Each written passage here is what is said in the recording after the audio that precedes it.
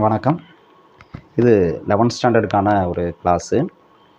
Already நம்ம ஈர்ப்பியலில் ஈர்ப்பியலில் புவியீர்ப்பு முடுக்கம் உயரத்தை பொறுத்து எப்படி மாறுபடுது, அப்புறம் ஆழத்தை பொறுத்து எப்படி மாறுபடுது, அது பார்த்துருக்கோம்.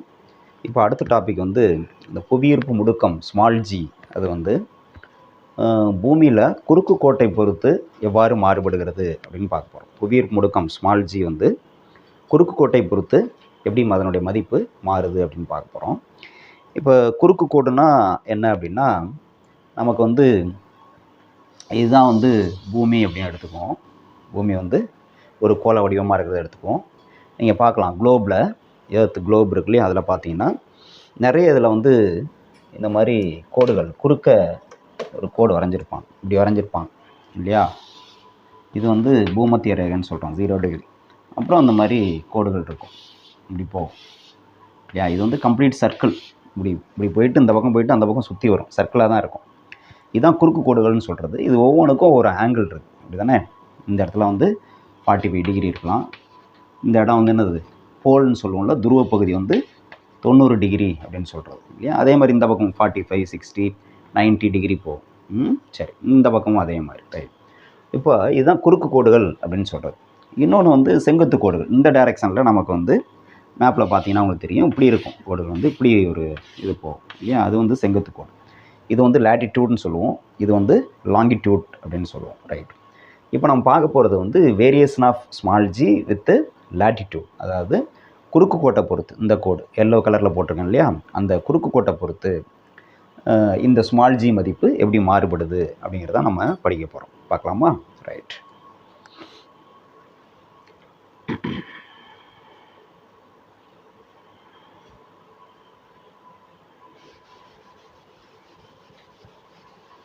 இப்போது கவனிங்க, அதே எர்த் ஒரு குளோபாக எடுத்துக்கிறேன், நான் ஒரு கோளமாக எடுத்துக்கிறேன்.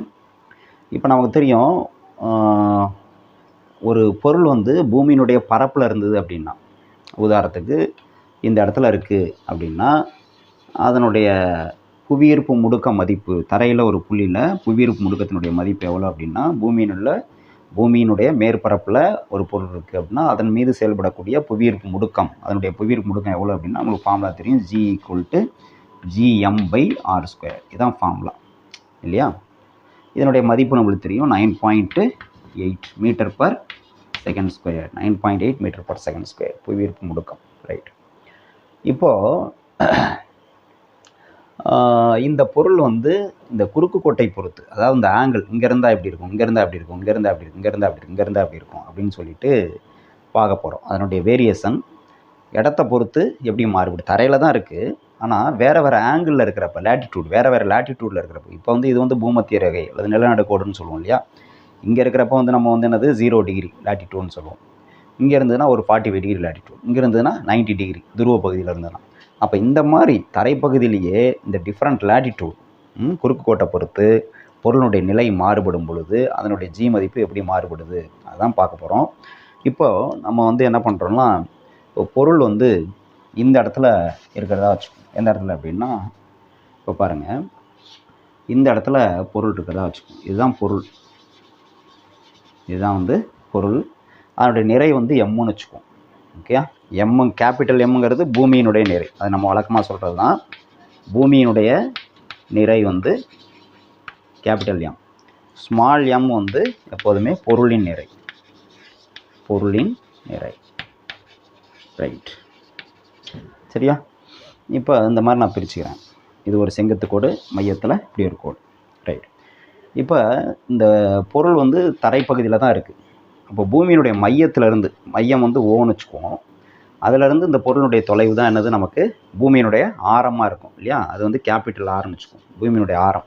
இப்போ கேபிட்டல் ஆருங்கிறது என்னது, பூமியினுடைய ஆரம், பூமியின் ஆரம். சரியா. ரைட்.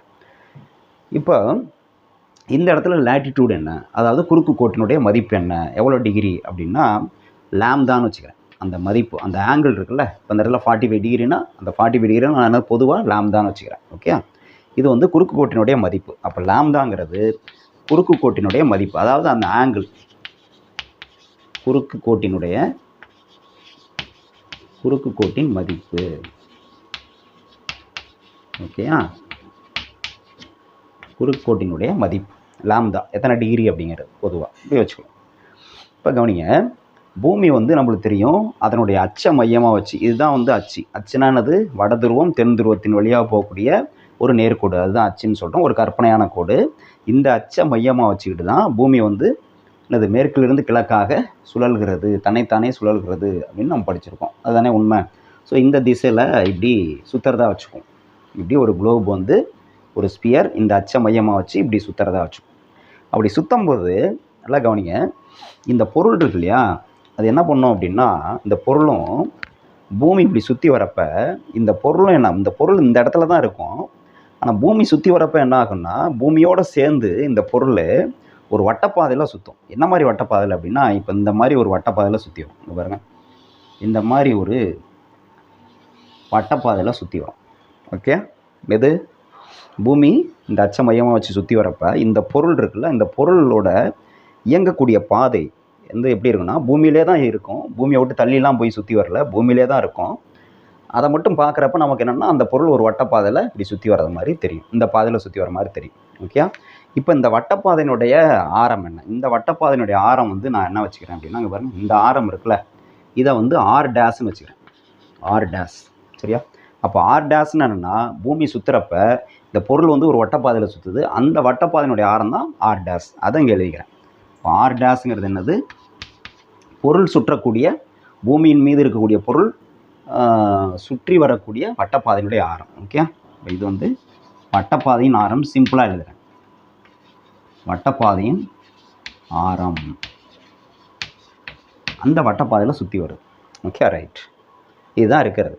இப்போ நம்ம பாருங்கள், இந்த பூமி வந்து சுத்தாமையே இருந்ததுனாவே இதுக்கு வந்து இதனுடைய ஈர்ப்பு விசையின் காரணமாக ஒரு புவியீர்ப்பு முடுக்கம் இருக்கும் இல்லையா? இப்போ அந்த பொருள் பூமி சுற்றுறதெல்லாம் அப்புறம் எடுத்துக்குவோம். முதல்ல இது நிலையாக இருக்கிறதாவே வச்சுக்குவோம், பூமி சுத்தாமல் நிலையாக இருக்கிறதாவே வச்சுக்குவோம். இதான் ஒரு நம்மளுடைய கன்சிடரேஷன் தான், அசம்சன் தான். ஓகே, அப்போ இந்த பொருளினுடைய எடைங்கிறது என்னது? இதன் மீது பூமி செலுத்தக்கூடிய புவியீர்ப்பு விசை, அதான் எடை. அது எந்த திசையில் செயல்படும் அப்படின்னா, இந்த திசையில் தான் செயல்படும். இந்த திசையில் தான் செயல்படும். அது என்னது? பொருளினுடைய எடை.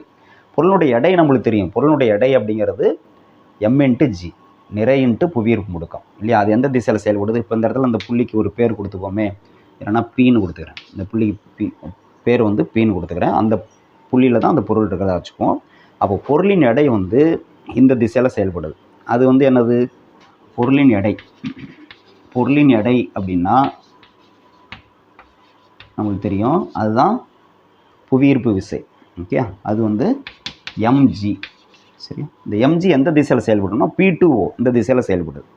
அப்போ PO திசையில் செயல்படுது, PO திசை அந்த திசையில் செயல்படுது. அப்போ முடுக்கம் என்ன? புவியீர்ப்பு முடுக்கம் என்னது? இப்போ நிறைய எடுத்துட்டா மீதி உள்ளதான் அது முடுக்கம். அந்த புவியீர்ப்பு முடுக்கம் என்னது? Small g. அது எந்த திசையில் செயல்படும்? புவியீர்ப்பு முடுக்கங்கிறது ஒரு வெக்டார் அளவு, அதுக்கு திசை இருக்குது. எந்த திசையில் செயல்படும்? இந்த திசையில் செயல்படும். விசை எந்த திசையில் செயல்படுதோ அந்த திசையில் தான் முடுக்கம் செயல்படும் இல்லையா? அப்போ இந்த திசையில் தான் புவியீர்ப்பு முடுக்கம் செயல்படுது, ஜி. இது எப்போ நான் சொல்லிகிட்டு இருக்கேன்? பூமி சுற்றலை அப்படின்னா இந்த இது. இப்போ வந்து நமக்கு என்னென்னா, பூமி சுற்றுறப்ப என்ன ஆகும்? நம்ம படிச்சிருக்கோம், ஒரு பொருள் வந்து வட்டப்பாதையில் இயங்குனுச்சு அப்படின்னா அது வந்து சுழற்சி குறிப்பாயத்தில் இருக்கிறதா நம்ம கருதிக்கலாம் அப்படின்னு சொல்லுவோம். சுழற்சி குறிப்பாயத்தில் ஒரு போலி விசை செயல்படும், பொருளின் மீது ஒரு போலி விசை செயல்படும் அப்படின்னு நம்ம படிச்சிருக்கோம் இல்லையா? என்ன அது? மைய விலக்கு விசை அப்படின்னு நம்ம படிச்சிருக்கோம். அந்த மைய விலக்கு விசை அப்படிங்கிறது ஒரு போலி விசை, அது சுழற்சி குறிப்பாயத்தில் மட்டும்தான் செயல்படும் அப்படின்னு படிச்சிருக்கோம்.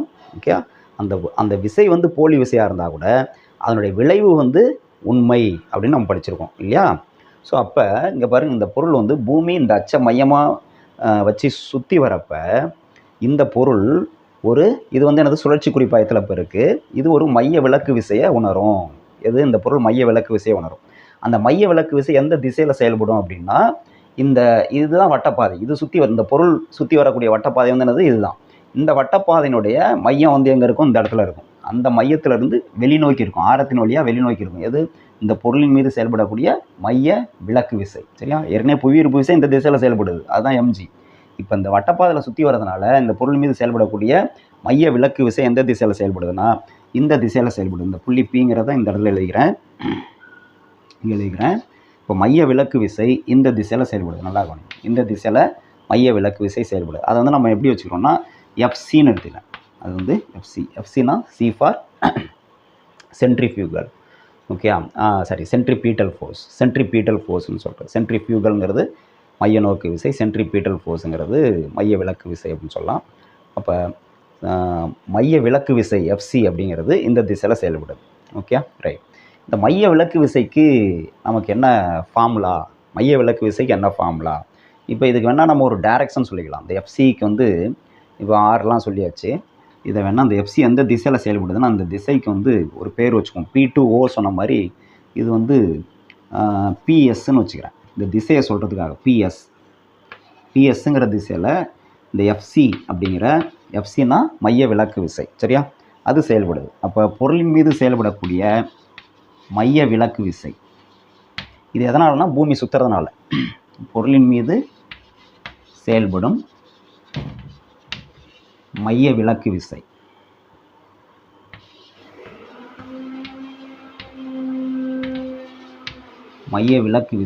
என்னது? அது வந்து எஃப்சி.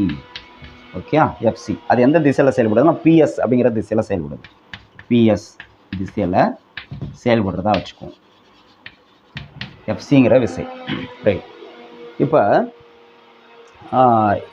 இந்த விசைக்கு என்ன ஃபார்முலா அப்படின்னு பார்ப்போம். இந்த விசைக்கு என்ன ஃபார்முலா அப்படின்னா நமக்கு மைய நோக்கு விசை அல்லது மைய விலக்கு விசை ரெண்டுக்குமே ஒரே ஃபார்முலா தான். என்ன ஃபார்முலானா mv²/r. mv²/r இதுதான் பொதுவான ஃபார்முலா.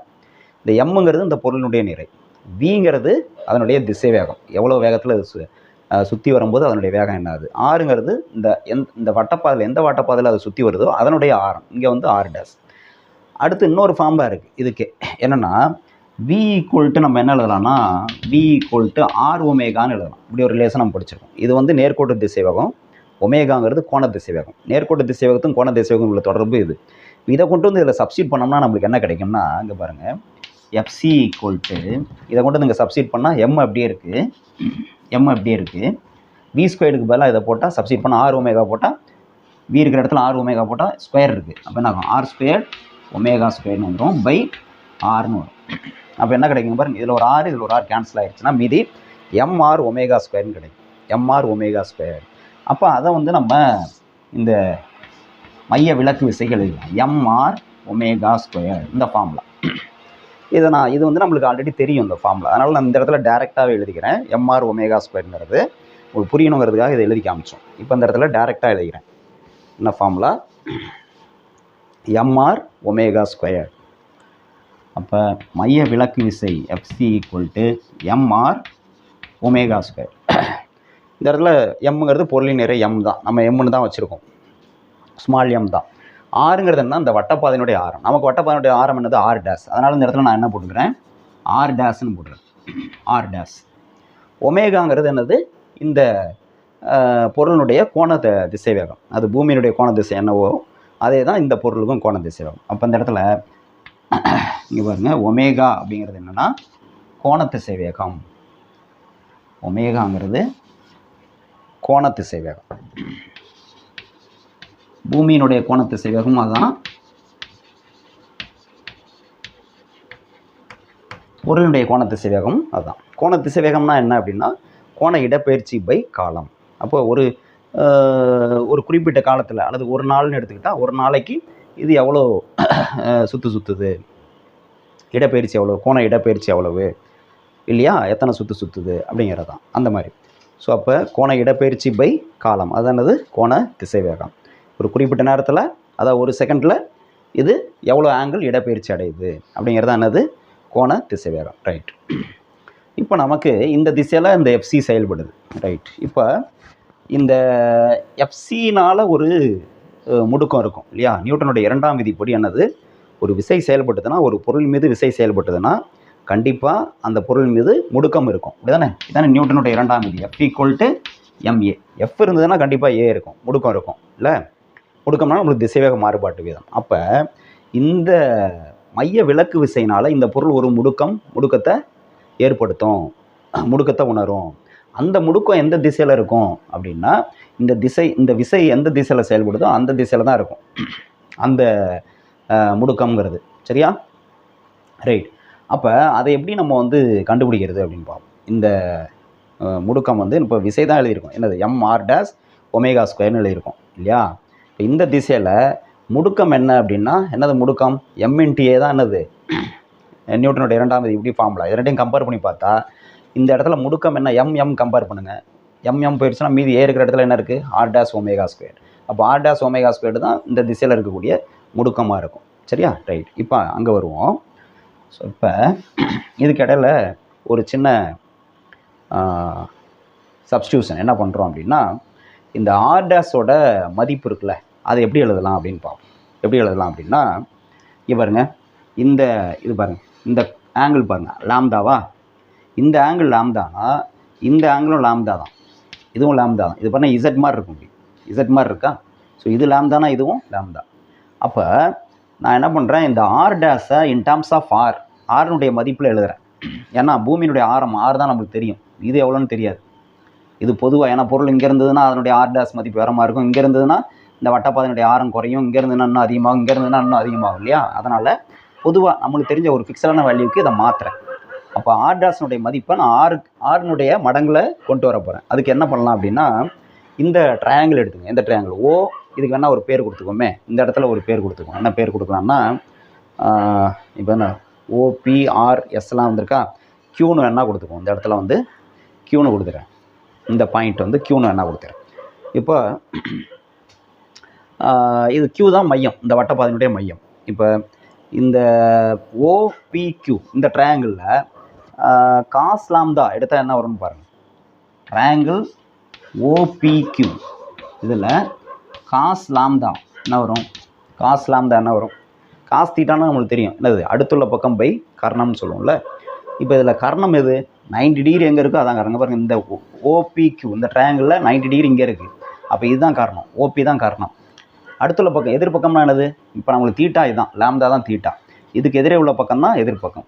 அப்போ இது கர்ணம், இது எதிர்பக்கம்னா இதுதான் அடுத்துள்ள பக்கம் PQ இல்லை. அப்போ அடுத்துள்ள பக்கம் பை கர்ணம். அப்போ அடுத்துள்ள பக்கம் என்னது? PQ பை கர்ணம் என்னது? PO இல்லையா? PO or OP. அப்போ PQவோட மதிப்பு நமக்கு தெரியுமான்னு பாருங்கள். PQ தான் நம்ம என்ன வச்சுருக்கோம்? r' வச்சுருக்கோம். அப்போ r' டிவைடட் பை PO என்னது? R. ஓகே. அப்போ காஸ் லாம்தா ஈக்குவல் என்ன கிடச்சிருக்கு? r' பை rன்னு கிடச்சிருக்குன்னா எனக்கு r' வேணும், இதனுடைய மதிப்பு வேணும். அப்போ r' ஈக்குவல் என்ன வரும்? கிராஸ் மல்டிபிள் பண்ணால் r' equal to r into cos லாம்தான்னு கிடைக்குமா? ஸோ இப்படி ஒரு ஃபார்முலா இருக்குது நமக்கு, இப்படி ஒரு ஈக்குவேஷன் கிடச்சிருக்கு. இது ஈக்குவேஷன் நம்பர் 1ன்னு வச்சுக்குவோம். அடுத்து இது வந்து என்னது? இப்படி ஒரு ஈக்குவேஷன் கிடச்சிருக்கு. இது ஈக்குவேஷன் நம்பர் 2ன்னு வச்சுக்குவோம். Equation number 2. இப்போ இந்த r' பதிலாக இதை கொண்டு போய் இங்கே சப்ஸ்டிட் பண்ணுவோம். சப்ஸ்டிட் பண்ணலாமா? அப்போ என்ன கிடைக்கும் நமக்கு? இப்போ நான் மேலே உள்ளதை எரேஸ் பண்ணிக்கிறேன், ஏற்கனவே உள்ளதெல்லாம் எரேஸ் பண்ணிக்கிறேன்.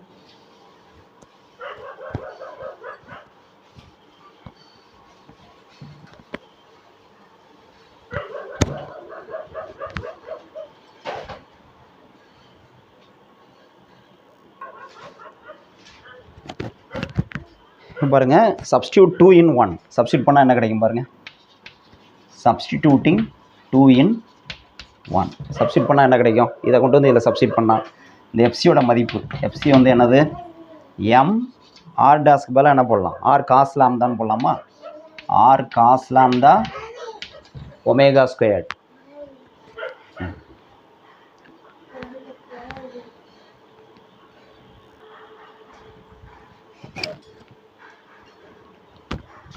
இப்போ r' இருக்கிற இடத்துல என்ன பண்ணலாம்னா r cos லாம்தா போட்டோம், மீதி ω²க்கு ω² போட்டாச்சு. ஓகே. இதுதான் இந்த திசையில் செயல்படக்கூடிய விசை. நமக்கு என்ன வேணும்? இந்த திசையில் முடுக்கம் என்ன அப்படின்னு வேணும். நமக்கு என்னது? நியூட்டனுடைய இரண்டாம் விதிப்படி என்னது? F = maன்னு சொன்னேன் இல்லையா? அப்போ கம்பேர் பண்ணால் ஏற்கனவே சொன்னது தான். கம்பேர் பண்ணால் m இருக்கிற இடத்துல m இருக்குது, a இருக்கிற இடத்துல என்ன இருக்குது பாருங்கள், இந்த a இருக்கிற இடத்துல இது இருக்குது இல்லையா? அப்போ இந்த திசையில் செயல்படக்கூடிய முடுக்கம் அப்படின்னு பார்த்தா R cos lambda omega square எந்த திசையில்? பிஎஸ் திசையில். அப்போ பிஎஸ் திசையில் தேர்ஃபோர் இங்கே எழுதுகிறேன், பிஎஸ் திசையில் பொருள் உணரும் முடுக்கம்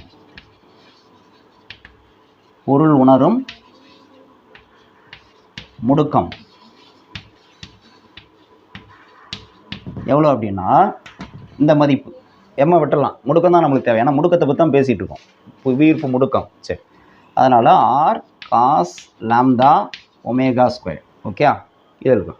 இல்லை இதை வந்து ஒமேகா ஸ்கொயர்டை முன்னாடி கூட கொண்டு வந்துடலாம். காஸ் லாம்டாங்கிறது காசுங்கிறது லாம்டாக்கு மட்டும்தான். ரைட், இப்படி கிடச்சிருக்கு. இப்போ இது பார்த்திங்கன்னா இந்த திசையில் செயல்படுது. இப்போ நமக்கு 2 முடுக்கம் இருக்குது. ஒன்று வந்து புவியீர்ப்பு முடுக்கம் ஸ்மால் ஜி, அது இந்த திசையில் செயல்படும். ஏற்கனவே சொன்னாலே பூமி வந்து சுத்தாமே இருந்ததுனாலும் அந்த புவியீர்ப்பு முடுக்கங்கிறது F=mg, எடை வந்து இந்த திசையில் தான் செயல்படும். ஒரு பொருளுடைய எடைங்கிறது பொருளின் மீது பூமி செலுத்தக்கூடிய ஈர்ப்பு விசை தான் எடை. அது வந்து எப்போதும் பூமியினுடைய மையத்தை நோக்கி தான் செயல்படும். அப்போ அந்த ஜிங்கிறது நமக்கு வந்து எந்த திசையில் செயல்படுதுன்னா இந்த திசையில் செயல்படுது. அப்போ இந்த திசையில் ஜி செயல்படுது, இந்த திசையில் தான் ஜி செயல்படுது. அது ஏற்கனவே எழுதியிருக்கும், இதுக்கு முன்னாடி எழுதியிருக்கும், பார்த்தோம்னா தெரியும். ஸோ இந்த திசையில் ஜி செயல்படுது, ஸ்மால் ஜி. இந்த திசையில் வந்து என்ன செயல்படுது? இந்த மைய விலக்கு விசையினால் ஏற்படக்கூடிய முடுக்கம், இந்த முடுக்கம் செயல்படுது இல்லையா, இந்த திசையில் செயல்படுது. ஓகேயா, ரைட். இப்போது இந்த ரெண்டுக்கும் இப்போ இந்த முடுக்கம் வந்து என்னது? மைய விலக்கு முடுக்கம் அப்படிங்கிறனால நான் வந்து அதை ஏசின்னு வேணால் வச்சுக்கிறேன். என்னென்னா ஏசி மைய விலக்கு விசை இந்த திசையில் தான் செயல்படுது, மைய விலக்கு முடுக்கமும் என்னது? இந்த திசையில் தான் செயல்படுது. 2 முடுக்கம் நம்மக்கிட்ட இருக்குது. ஒன்று வந்து ஜி ஸ்மால் ஜி, இன்னொன்று வந்து என்னது?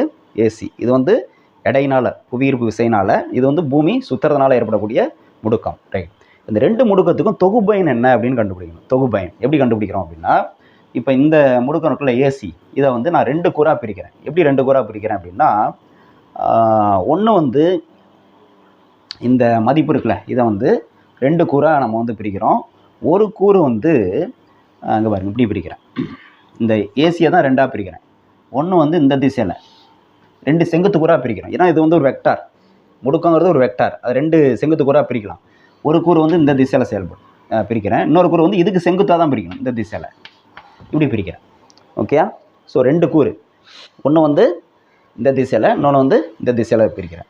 இப்போ பாருங்கள், இந்த ஆங்கிள் வந்து பாருங்கள், இந்த கோணம் வந்து லாம்டானா, இந்த கோணமும் லாம்டா தான். ஸோ இந்த திசையில் என்ன செயல்படுது? இப்போ ஏசி, அதாவது மைய விலக்கு முடுக்கம் இந்த திசையில் செயல்படுது. இது லாம்டானா, இதுவும் லாம்டா தான். பாருங்கள், இந்த கோணமும் இந்த கோணமும் சமமாக இருக்குது, ஏன்னா இந்த லைனும் பேரலல், இது ஒரே லைன் தான். அப்போ இந்த கோணம் லாம்டானா, இதுவும் லாம்டா.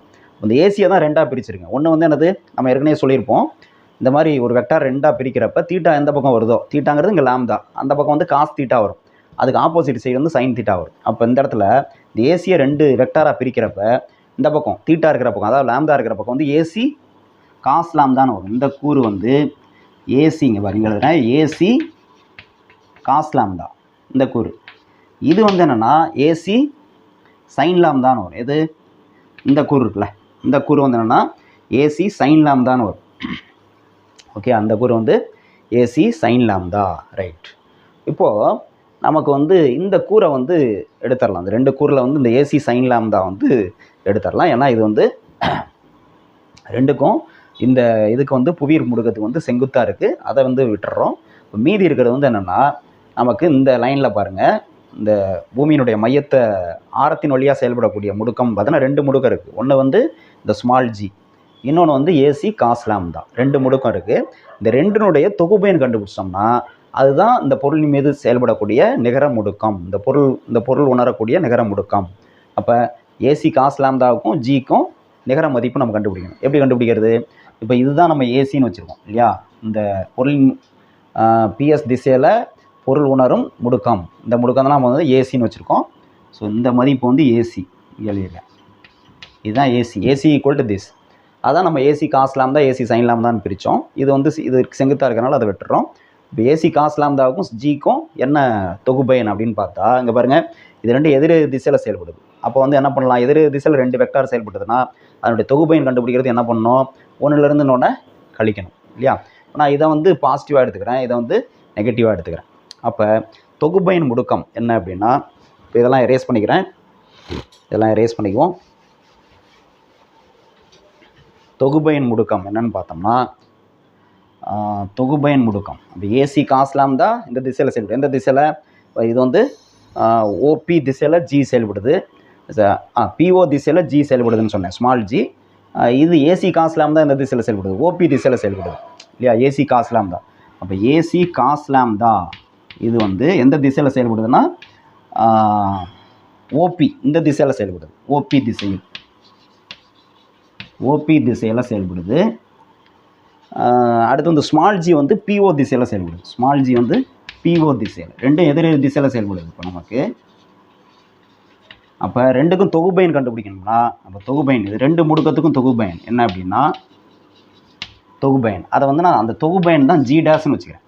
இது ரெண்டினுடைய டோட்டல் மொத்தம் வந்து தொகுபயன் வந்து ஜி டேஸ்ன்னு வச்சுக்கிறேன். ஜி டேஸ் ஈக்குவல் டு இந்த ஜியை வந்து பாசிட்டிவாக எடுத்துக்கிறேன், இந்த டைரக்ஷன் பாசிட்டிவாகவும் இதை நெகட்டிவாக எடுத்துக்கிறேன்.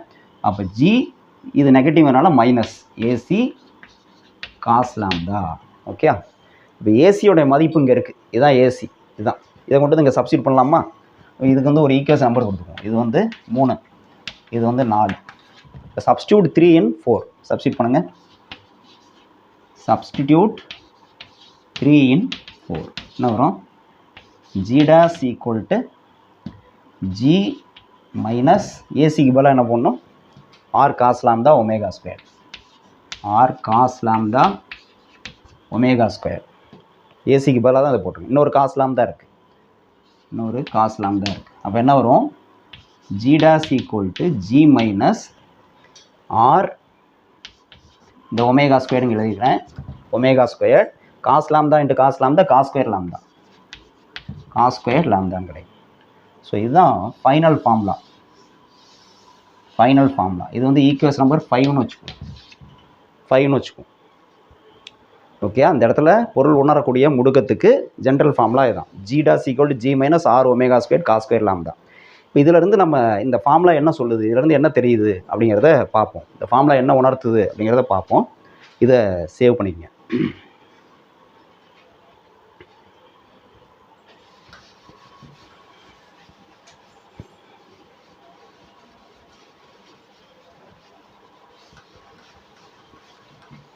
இப்போ பாருங்கள், இந்த ஃபார்முலா இங்கே எழுதிக்கிறேன். நம்ம ஃபைனலாக டெரைவ் பண்ண ஃபார்முலா தான். G dash equal to G minus R omega square cos square lambda. சரியா? இப்போ இந்த ஃபார்முலாவில் என்ன தெரியுது இதிலேருந்து அப்படின்னா ஜி மதிப்பு இங்கே பாருங்கள். இந்த ஸ்மால் ஜிங்கிறது பூமி சுத்தவே இல்லைனாலும் நம்மளுடைய பொருளுடைய புவியீர்ப்பு முடுக்கம், அதுதான் நம்ம 9.8 m/s² சொல்கிறோம். ஆனால் பூமி சுற்றுறதுனால நம்ம இதனுடைய மதிப்பு வந்து மாறுபடுது. ஜி அதிலிருந்து சம் வேல்யூ வந்து நம்ம கழிக்கிறோன்னு அர்த்தம் இல்லையா? கழிச்சா என்ன கிடைக்குதோ அதுதான் ஜி டேஸ், அதுதான் இந்த இடத்துல உள்ள மதிப்பு, முடுக்கம் ஜி மதிப்பு. இந்த ஜிங்கிறது இந்த ஜி டேஸை தான் சொல்கிறோம். ஜி வந்து எப்படி மாறுபடுது, இந்த ஜி வந்து மாறுது. ஜி மாறுறப்ப என்ன ஆயிரும்? ஜி டேஸ் ஆயிடும். Okay, right. இப்போ என்ன அர்த்தம்னா இங்கே பாருங்கள், இப்போ சப்போஸ் இந்த பொருள் வந்து இங்கே இருக்கிறதா வச்சுக்குவோம். இங்கே இருக்க இந்த பொருள் வந்து இங்கே இருக்குது அப்படின்னா இந்த கோடு இருக்குல்ல, ஓபிங்கிற கோடு வந்து என்ன வரும்? இப்படி வந்துடும்ல. இப்படி வந்துருச்சுன்னா இந்த ஆங்கிள் பாருங்கள், லாம்டாங்கிறது என்ன ஆயிரும்? இப்படி வந்துருச்சுன்னா இந்த கோடு இப்படி வந்துருச்சுன்னா லாம்டா 0 ஆயிரும் இல்லையா? அப்போ இதுதான் வந்து நிலநடுக்கோடுன்னு சொல்கிறோம். அப்போ நிலநடுக்கோட்டு பகுதியில் இருந்ததுன்னா பொருள் வந்து நிலநடுக்கோடு பகுதியில் இருந்ததுன்னா இந்த இடத்துல ஒரு பொருள் இருந்ததுன்னா லாம்டா மதிப்பு வந்து 0 டிகிரி. லாம்டா 0னா காஸ் லாம்டாவோட மதிப்பு நம்மளுக்கு தெரியும். என்னது? காஸ் லாம்டாவோட மதிப்பு வந்து 1. அப்போ ஜி டேஸ் என்ன கிடைக்கும்? G dash equal to G minus R omega square into cos square lambda. Cos லாம்டாவோட மதிப்பு 1. அப்போ 1 ஸ்கொயர் 1 தான், 1ன்னு வந்துடும். இப்படி கிடைக்கும். அப்போ என்னென்னா இந்த ஜி டேஸுங்கிறது ஜியை விட இதோட சம் வேல்யூ வந்து கழிக்கிறேன். ஆறுங்கிறது பூமியினுடைய ஆரம், ஒமேகாங்கிறது பூமியுடைய கோணத்தை சிவகம். இதை போட்டோம்னா கண்டிப்பாக இதிலிருந்து சம் வேல்யூ நம்ம வந்து என்ன பண்ணுறோம்? கழிக்கிறோம். அப்போ இங்கே ஜி டேஸ் அப்படிங்கிறது ஜியை விட கம்மியாக இருக்கும், சிரமமாக இருக்கும். நிலநடுக்கோட்டு பகுதியில் ஒரு பொருளுடைய புவியீர்ப்பு முடுக்கம் வந்து என்னது? குறைவாக இருக்கும். ஜி டேஸுங்கிறது ஜியை விட கம்மி. நார்மலாக நம்ம ஜின்னு சொல்கிறோம் 9.8, அதை விட கம்மியாக தான் இருக்கும். இதான் தெரியுது. இப்போ இதே வந்து நமக்கு இந்த போல்னு சொல்கிறோம்ல, துருவ பகுதி இங்கே இருந்ததுன்னா என்ன இருக்கும்? இப்போ இதே பொருள் இங்கே இருக்குதுன்னு வச்சுங்களேன், இந்த இடத்துல இருக்குது, இந்த இடத்துல பொருள் இருக்குது. அப்போ என்ன ஆகும்? இந்த கோடு என்ன ஆகும்? இந்த ஓபிங்கிற கோடு என்ன ஆகும்? இப்படி போயிடும். அப்போ இந்த கோட்டுக்கும் இந்த கோட்டுக்கும் உள்ள ஆங்கிள் எவ்வளோ? 90 டிகிரி வந்துடும்ல. அப்போ நம்ம என்ன சொல்லலாம்? பாருங்கள், இப்போது துருவ பகுதியில் இங்கே எழுதுகிறேன். துருவ பகுதியில் லாம்டா என்னது 90 டிகிரி. அப்போ 90 டிகிரினா காஸ் 90 என்னது வேல்யூ நமக்கு தெரியும். காஸ் 90 எவ்வளவு? காஸ் 90யோட வேல்யூ 0. காஸ் 90யோட வேல்யூ 0 போட்டாச்சுன்னா அந்த ஃபார்முலா என்ன ஆகும்? G dash equal to G minus R omega square into cos லாம்டாவோட மதிப்பு 0. காஸ் 90 இப்போ 0. அப்போ இந்த டேர்ம் 0னா இது ஃபுல்லாக 0 ஆயிரும். இது ஃபுல்லாக 0 ஆயிடுச்சுன்னா ஜீடாஸ் ஈக்குவல் டு ஜீன் ஆயிரும். ஜீடாஸ் ஈக்குவல் டு ஜீனானது இந்த இடத்துல பொருள் இருந்ததுன்னா, துருவ பகுதியில் பொருள் இருந்ததுன்னா அதனுடைய மதிப்பு என்னது? ஜிக்கு சமமாக இருக்கும். அதாவது 9.8க்கு சமமாக இருக்கும் அப்படின்னு தெரியுது. ஓகே. அப்போ இங்கே வந்து துருவ பகுதியில் இருந்ததுன்னா 9.8, இங்கே இருந்ததுன்னா என்னது? 9.8 விட ரொம்ப கம்மியாக இருக்கும். அப்போ புவியீர்ப்பு முடுக்கம் வந்து என்ன ஆகும்னா, இங்கேருந்து துருவ பகுதியிலேருந்து நிலநடுக்கோடு பகுதிக்கு போகிறப்ப பொருள் போகிறப்ப இந்த ஜி மதிப்பு வந்து என்ன ஆகுது? இங்கே தான் உச்சபட்ச மதிப்பு 9.8. இங்கேருந்து இங்கே போக போக என்ன ஆகும்? குறைஞ்சிக்கிட்டே போகும். இங்கேருந்து இங்கே போக போக குறைஞ்சிக்கிட்டே போகும். மதிப்பு இங்கே வந்து ரொம்ப கம்மியாக இருக்கும், இங்கே தான் வந்து அதிகமாக இருக்கும் அப்படின்னு தெரியுது. சரியா? அப்போ இது எதனால் அப்படின்னா, பூமி சுற்றுறதுனால தான் அந்த மாற்றம். சப்போஸ் இந்த பூமி சுற்றலைன்னு வச்சிங்களேன், பூமி சுற்றவே இல்லை, தனித்தானே சுற்றிக்காமல் இருக்குது அப்படின்னா ஒமேகாவுக்கு வேலையே இல்லை. இப்படி தானே? இப்போ பூமி வந்து நிலையாக இருக்குது, சுற்றலை அப்படின்னா கோணத்திசைவேகம் என்னது? 0. ஒமேகா 0 ஆயிடுச்சுன்னா இந்த டேர்முக்கே வேலை இல்லை. ஜீடாஸ் ஈக்குவல் டு ஜின்னு வந்துடும். இப்போ பூமி சுற்றலைன்னா என்னது? ஜீடாஸ் ஈக்குவல் டு ஜி 9.8 தான். சுற்றுறதுனால தான் என்ன ஆகுது? இந்த ஒமேகாங்கிற டேர்ம் கோணத்திசைவேகம் இருக்கிறதுனால தான் என்ன ஆகுது? இப்படி ஒரு ஈக்குவேஷன் நம்மளுக்கு கிடைக்குது. அப்போ தான் என்னது? நிலநடுக்கோணத்தில் ஒரு மதிப்பு, துருவ பகுதியில் ஒரு மதிப்பு வந்து கிடைக்குது. புரியுதா? ஸோ அது வந்து அதான் எஃபெக்ட். குறுக்கு கோட்டை பொறுத்து ஏன் மாறுது அப்படின்னா சுற்றுறதுனால தான். சுற்றலை அப்படின்னா குறுக்கு கோட்டில் இருந்தாலும் இதில் இருந்தாலும் ஒரே மதிப்பு தான். ஓகே. அதாவது ஒரு பர்ஃபெக்டான ஸ்பியராக இருக்கிறப்ப. ஓகே. அதனால் நமக்கு வந்து என்னென்னா இன்னொரு இது இருக்குது. என்னென்னா நம்ம பூமி வந்து பர்ஃபெக்ட் ஸ்பியர் கிடையாது. அது வந்து நிலநடுக்கோடு பகுதியில் தடிமனாக இருக்கும், இங்கே வந்து குறுகலாக இருக்கும். இந்த டிஸ்டன்ஸ் பார்த்திங்கன்னா கம்மியாக இருக்கும், இந்த டிஸ்டன்ஸ் வந்து அதிகமாக இருக்கும். அப்படி பார்க்குறப்ப நமக்கு வந்து பொதுவாகவே வந்து ஜென்ரல் ஃபார்முலாவில் என்ன சொல்லுவோம்? புவியீர்ப்பு முடுக்கத்துக்கு general formula G equal to ஜிஎம்/ஆர்²ன்னு சொல்கிறோம்ல.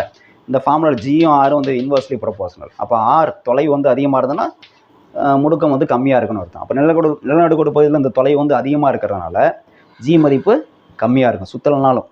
இந்த தொலைவு வந்து என்னதுன்னா இது வந்து கம்மியாக இருக்கும், தொலைவு கம்மியாக இருக்கும். ஆர் கம்மியாக இருந்ததுன்னா ஜி மதிப்பு அதிகமாக இருக்கும். அப்போ ஆட்டோமேட்டிக்காக அங்கே வந்து அதிகமாக இருக்கும். இந்த ஒரு கான்செப்டும் நம்ம தெரிஞ்சுக்கணும். ஓகே. இதுதான் வந்து குறுக்கு கோட்டை பொறுத்து ஜி எப்படி மாறுபடுதல் அப்படிங்கிறது. ஓகே. இதை பார்த்துங்க. நன்றி.